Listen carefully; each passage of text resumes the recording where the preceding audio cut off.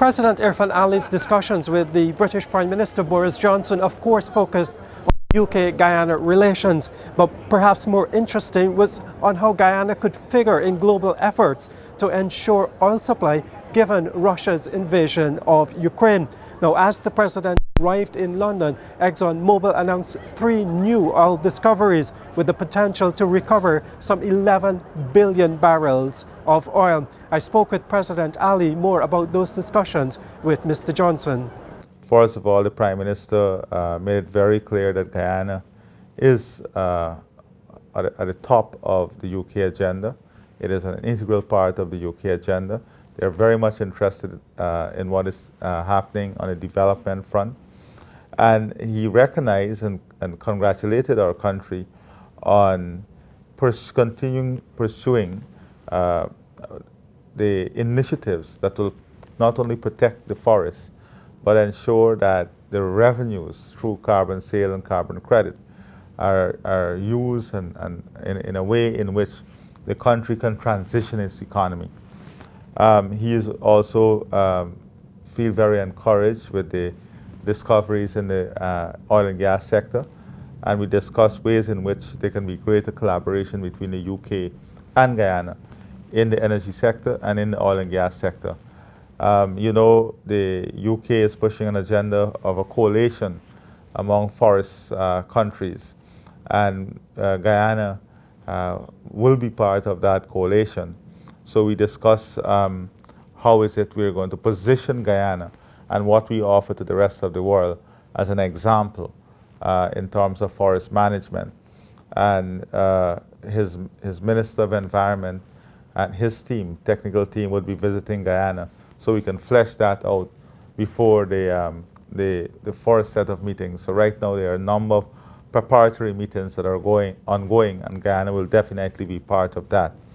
So very importantly, Prime Minister Boris also alluded to the fact that we must move towards government-to-government dialogue, G-to-G dialogue, in which we'll identify the high priority areas, identify areas in which we can have further collaboration, and identify areas in which the government can work together with each other in transformational projects.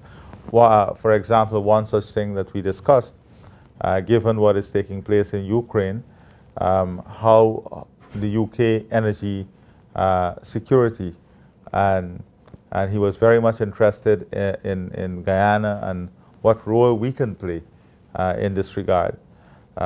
You know, we are right now discussing whether we go with a national oil company or whether we go out to an auction of all the blocks.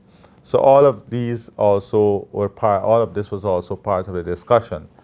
And the technical team are now tasked with defining the areas for the government-to-government talks and government-to-government collaboration.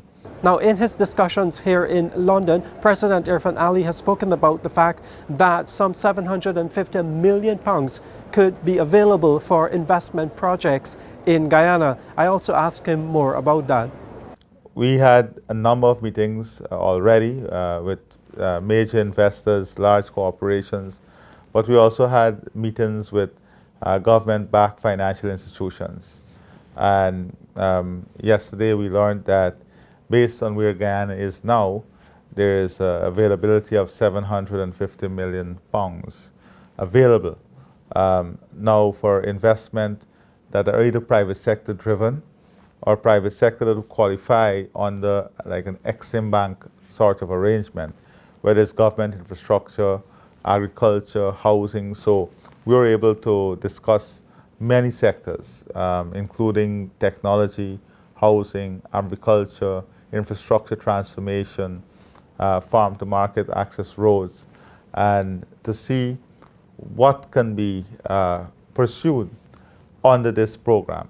The program also creates opportunity for the private sector to partner with other organizations up here and get financing to go after major projects.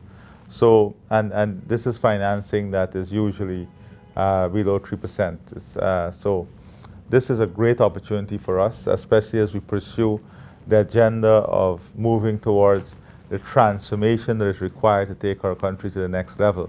The improvement in the healthcare system, education system, the road infrastructure, energy, all of these are important development that is part of that transformational journey that the country is going through. So we have been able to open up that opportunity. The next steps is where the Guyana now we have to submit our areas of priority, and then a scoping mission would come to Guyana to do the feasibility and complete the feasibility where feasibility studies are needed.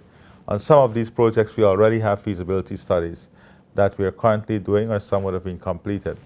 Now here Wednesday evening, President Ali was the featured speaker at the annual reception of the Caribbean Council. It's a gathering of investors and leaders in business and politics from the Caribbean here in London. President Ali spoke to them about how Guyana intends to use its vast oil resources to develop other sectors and ensure the country's prosperity for a long time in the future. So on the issue of climate change that the world will have to confront, Guyana will be a leader. And I say all this very humbly, whilst I'm passionate, I want you to know that we are very humbled about this. So when we're going to discuss climate change in the future, Guyana will be on the table. We discuss oil and gas, Guyana will be on the table. We discuss fresh water, Guyana will be on the table. We discuss food sustainability and agriculture, Guyana will be on the table because we are working towards becoming the breadbasket of the Caribbean. We talk about energy sustainability, Guyana will be on the table. And we talk, and when we talk about issues of regional integration, Guyana will be on the table because we are going to be critically connected with the Guyana Shield and Brazil. We have in this room former High Commissioners and High Commissioner now from the UK, and I must say the UK has a distinct ability of selecting great High Commissioners. President Ali will meet with Prince Charles on Thursday, and later in the evening he will engage Guyanese who live in the UK. It's a meeting that's very much looked forward to because for a very long time a Guyanese leader has not engaged with the diaspora here. So those discussions are expected to be very interesting indeed, and we'll bring you those details. Reporting from London, I'm Neil Marks for the Newsroom.